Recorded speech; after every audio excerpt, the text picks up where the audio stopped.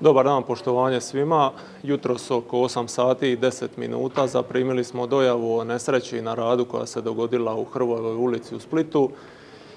Pao je jedan veliki kameni blok na radnika i priklještio ga.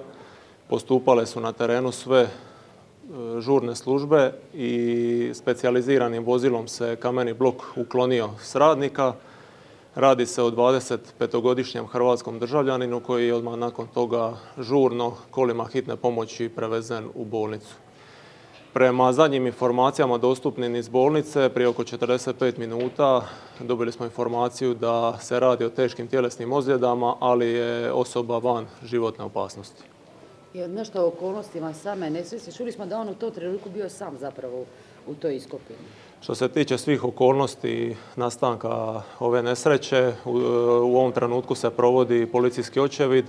Obavještene su sve nadležne službe, inspektorat, tako da svi detalji i informacije daljnje će biti poznate nakon završetka i mediji i javnost će biti pravovremeno obavješteni. Znate li koliko je trajalo uklanjanje tog bloka? Možete samo gledati prema kamerama. Može.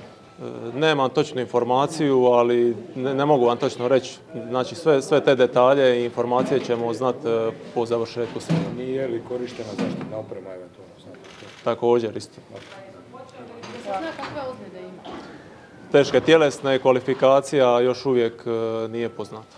Ne zna se koji dio tijela. Teške tjelesne, za sada ruka i prsište, ali moramo pričekati konačnu informaciju od strane liječnika da bi to potvrdili.